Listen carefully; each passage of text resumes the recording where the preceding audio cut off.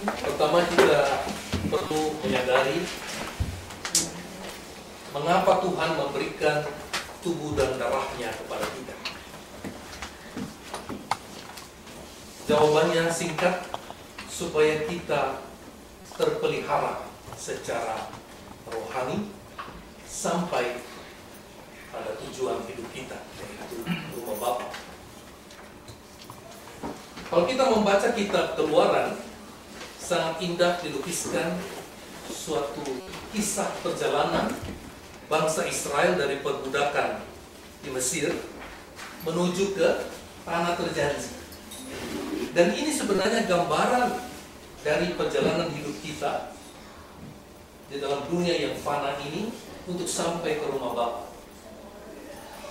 Apa yang kita alami dalam hidup saat ini belum merupakan surga, karena itu kita masih menderita. Tapi kita berada di dalam perjalanan. Journey. We are in journey of life. Tapi juga we are in the journey of faith. Kita sementara berjalan. Dan kalau kita menghayati perjalanan ini, kita lihat apa yang dialami oleh bangsa Israel ketika mereka berjalan.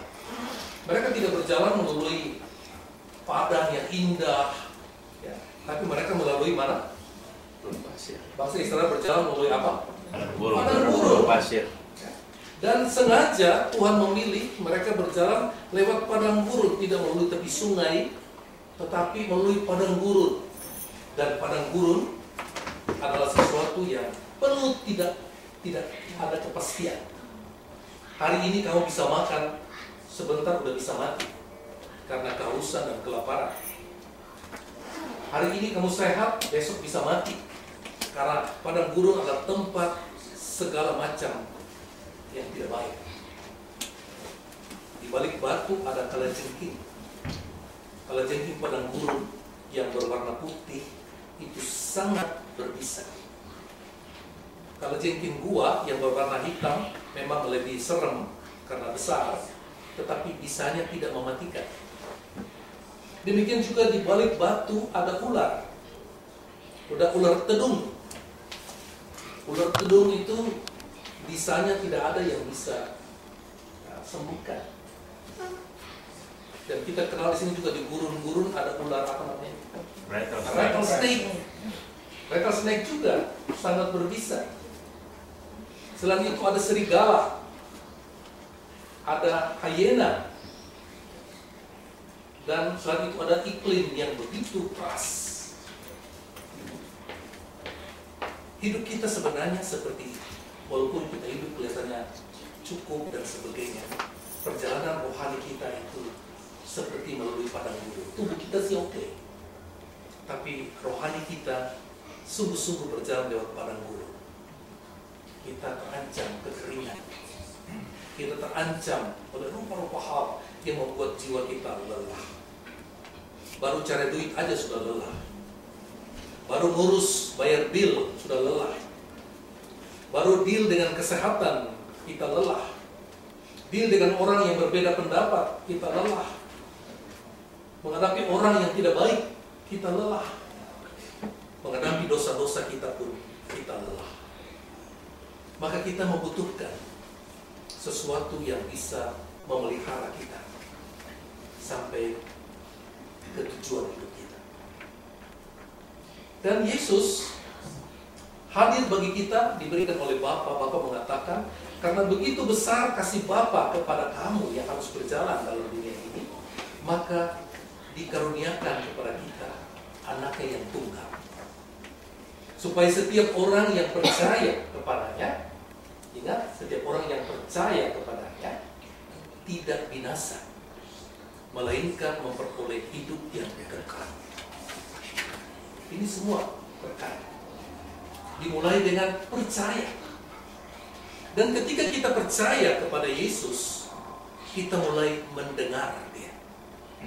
Maka roti pertama yang memberikan kita hidup yaitu firman-Nya, sabdanya. Kita perlu mendengarkan sabdanya. Bukan hanya mendengar untuk melupakan, tapi mendengar untuk dicerna seperti makanan. Kalau coba Anda makan makanan kemudian hanya makan lalu muntah kembali, apakah Anda akan sehat oleh makanan itu? Tidak. Kita makan untuk dicerna dan diserap oleh tubuh kita. Ada pepatah mengatakan, you are what you eat. Kalau Anda makan banyak babi, Anda makan jadi seperti babi. Kalau Anda makan makanan yang sehat, Anda akan semakin sehat. Tapi ada pepatah yang lebih dalam lagi. You are what you absorb. Anda adalah Anda dari apa yang Anda serap. Karena tidak semua makanan, tidak semua firman yang kita terima, kita serap. Banyak kali kita habis dari gereja, kita lupa. Kita tidak serap. Sementara kita terima berkat Tuhan, kita tidak serap. Kita percaya. Berarti ada satu problem dalam diri kita. Yesus kemudian berbicara bahwa akulah roti hidup. Mengapa dia katakan akulah roti hidup yang turun dari surga? Karena dia berbicara kepada orang Yahudi. Orang Yahudi hanya kenal satu jenis roti yang turun dari surga, yaitu mana. Dalam perjalanan mereka ke tanah berjanji, mereka lapar. Dan Allah pelihara mereka itu dengan mana. Mana itu sejenis serbuk yang turun bersama dengan embun di waktu malam. Ketika mereka bangun pagi-pagi, ada embun di tanah dan di rumput-rumput, dan ketika embun hilang, maka timbullah seperti tepung. Itu dikumpulkan dan diolah menjadi roti. Dan itu disebut mana. Dan mereka sangat bangga bahwa bangsa kami dipelihara oleh Allah dengan mana yang turun dari surga. Dan Yesus datang dan mengatakan, akulah roti yang hidup, bukan mana, tapi akulah roti yang hidup yang turun dari surga. Barang siapa makan roti ini, dia akan hidup selama-lamanya. Dia akan sampai pada tujuan. Lalu orang Yahudi bertanya, nenek moyang kami makan mana yang turun dari surga? Yesus mengatakan, nenek moyang kamu makan mana dan mereka mati. Tapi kalau aku sebagai roti yang turun dari surga dan kamu menerima aku, kamu tidak akan mati. Yesus menunjukkan perbedaan, bahwa apa yang kamu terima ini berbeda. Bukan hanya sekedar supaya kamu secara fisik, mana itu dipelik adalah makanan dari surga, tapi untuk perut. Ya. Tapi Yesus mengatakan, aku memberikan tubuh dan darahku seperti roti yang hidup untuk jiwamu. Jadi kita ingat, kalau kita merayakan Ekaristi, kita menerima Yesus yang memelihara kita, roh kita, sampai pada hidup yang kekal. Maka hal kedua yang Tuhan berikan pada kita sebagai sustenance, alat untuk sustenance, untuk memelihara hidup kita, selain sabda, dia memberikan tubuh dan darahnya. Dia tegaskan dengan sangat jelas, dia katakan, ketika orang-orang Yahudi masih membandingkan roti dari surga dengan mana, Yesus tegaskan lagi. Dia katakan, sesungguhnya roti yang kuberikan itu ialah tubuhku yang akan kuberikan supaya dunia ini hidup. Orang-orang Yahudi kemudian ribut lagi dan bertengkar. Bagaimana mungkin dia memberikan tubuhnya pada kita untuk dimakan? Yesus tegaskan lagi, sesungguhnya benar apa yang kukatakan kepadamu. Dia tegaskan lebih tegas lagi. Jika kamu tidak makan tubuh putra manusia dan minum darahnya, kamu tidak akan mempunyai hidupnya di dalam dirimu. Berarti sabda saja tidak cukup. Gereja Katolik mengajarkan sabda penting, tapi tidak cukup. Maka kita butuhkan sakramen. Karena ketika Yesus berbicara tentang ini, dia berbicara tentang misteri Ekaristi. Orang-orang Yahudi masih belum mengerti. Maka Yesus tegaskan lagi, barang siapa makan dagingku dan minum darahku, dia mempunyai hidup kekal, dan aku membangkitkan dia pada akhir zaman. Dan dia tegaskan lagi, sebab dagingku adalah benar-benar makanan, bukan simbol. Dia tegaskan lagi, dagingku benar-benar makanan, dan darahku adalah benar-benar minuman, real food and real drink. Sehingga kita tidak bisa katakan ini hanya lambang, karena Yesus sendiri tegaskan. Orang-orang Yahudi makin panik dan mereka bertengkar satu dengan yang lain. Kita lihat di sini, sejak zaman dulu, zaman Yesus, orang-orang itu beragama tapi masih suka menggunakan logika. Logika itu baik untuk mencari kebenaran, ya. Tetapi dalam agama kita tidak hanya bisa menggunakan logika, tapi kita juga gunakan iman. Sebab di dalam agama selain ada pernyataan-pernyataan kebenaran yang sesuai dengan logika, ya, cocok, tapi juga ada yang disebut misteri yang harus kita terima dan kita percaya sebagaimana adanya. Sehingga walaupun kita tidak mengerti misteri itu, kita katakan, saya percaya. Dan misteri itu bekerja dimulai dengan ketika kita percaya dan kita terima. Sebab pengertian batin itu akan datang setelah kita percaya dan kita terima. Kita tidak bisa balik. Misteri, tolong, saya akan percaya misteri kalau saya ngerti dulu. Tuhan mengatakan, kamu harus mulai percaya dan terima dengan sepenuh hati. Maka kamu akan mengerti dengan batin. Keberadaan Allah sendiri itu satu misteri. Tidak ada yang bisa buktikan Tuhan itu ada. Tapi tidak ada yang bisa buktikan bahwa Tuhan tidak ada. Maka kita bisa percaya pada Allah dengan iman. Sebab Allah itu misteri. Misteri itu sulit dipikirkan, tapi bisa dialami. Karena itu kita tidak persoalkan lagi tentang Allah. Karena kita terima Allah itu misteri. Demikian juga ketika Yesus memberikan tubuh dan darah. Ini suatu misteri. Sederhana kita katakan, kalau Tuhan mau, kalau logika mengatakan, bagaimana mungkin? Orang Yahudi mengatakannya, bagaimana mungkin dia masih hidup, dia berikan tubuh dan darahnya kita? Apa kita jadi kanibal? Itu logika. Tapi misteri iman mengatakan, kalau Tuhan mau, dia akan bisa memberikan jalan. Seperti air menjadi anggur. Apa sulitnya bagi Tuhan untuk mengubah roti dan anggur menjadi tubuh dan darah? Itulah misteri. Dan itu gereja percaya. Gereja percaya. Dan kita memelihara kepercayaan itu. Bagaimana kita pelihara? Dengan memperlakukan Ekaristi itu sebagaimana seharusnya. Gereja mengajarkan walaupun itu kelihatannya roti dan anggur, kita harus memperlakukan dengan hormat sama seperti kita menghormati Yesus sendiri. Dan ini tidak gampang. Perlu satu latihan. Dan perlu juga Roh Kudus. Maka sarana sustenance yang ketiga, pertama firman, kedua sakramen, ketiga kita butuh Roh Kudus. Roh Kudus yang membantu kita masuk ke hadirat roh. Orang-orang yang tidak masuk ke hadirat rohani dan merayakan Ekaristi, mereka hanya melihat itu kering sekali, kering. Pasti kita pernah mengalami ikut misa, kita bosan sekali, itu aja. Itu berarti kita nggak masuk ke hadirat rohani. Tapi apabila kita masuk ke hadirat rohani, maka Anda melihat segala-galanya berbeda. Ya, menjadi gitu.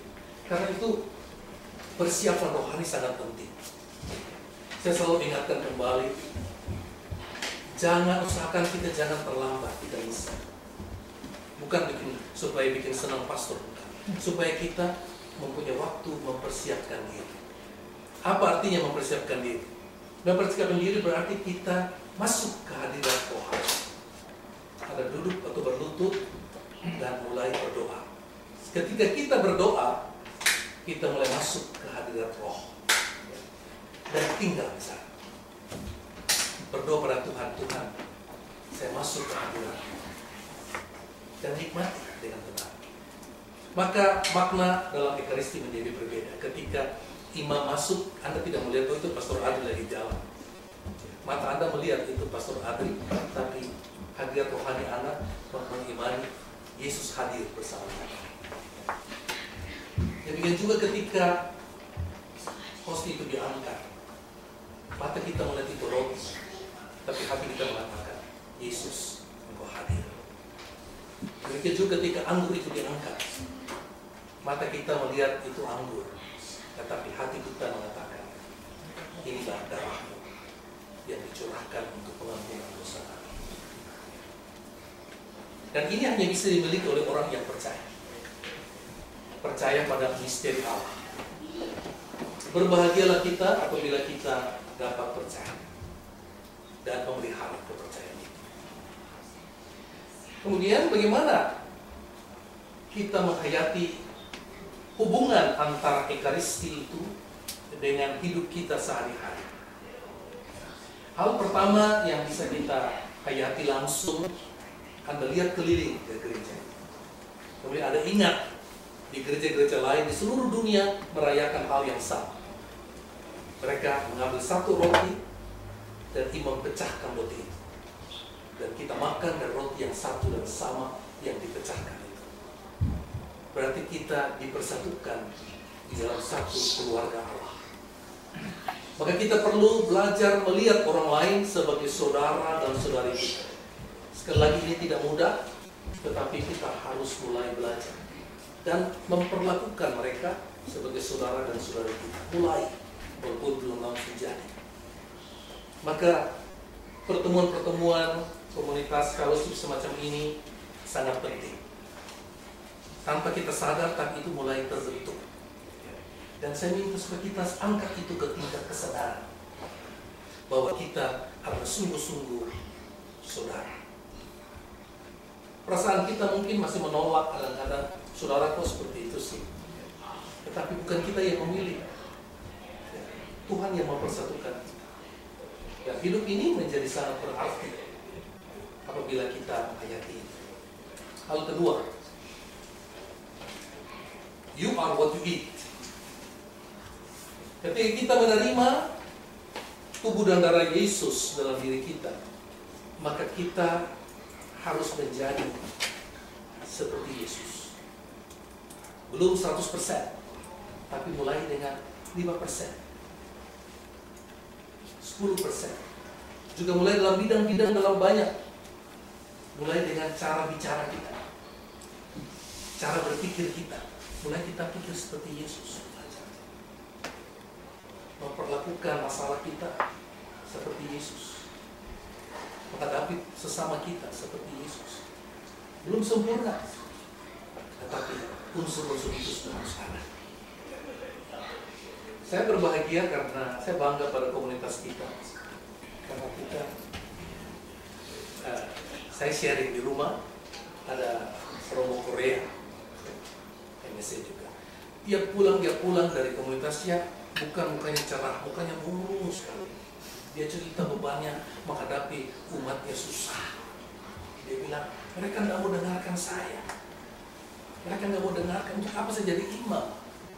Mereka ribut banyak masalah, dan ketika dia ngomong memberikan spiritual advice, mereka bilang, no, itu kan lain. Kita bicara lain. Ya, bicara Yesus yang lain. Kita bicara ini soal ini orang jahat ini. Dan dia bilang betapa sulitnya menjelaskan bahwa ada hubungan antara iman dengan hidup kita apapun juga. Mereka bilang tidak, hidup iman itu lain, Yesus kan lain, tidak ada hubungan. Saya bisa bayangkan bagaimana rasa frustrasi seorang gembala ketika senjata satu-satunya adalah firman dan kerohanian, dan ternyata nggak mau didengarkan. Saya bilang habis bilang, ternyata buat Indonesia jauh lebih lebih meresapkan. Ya.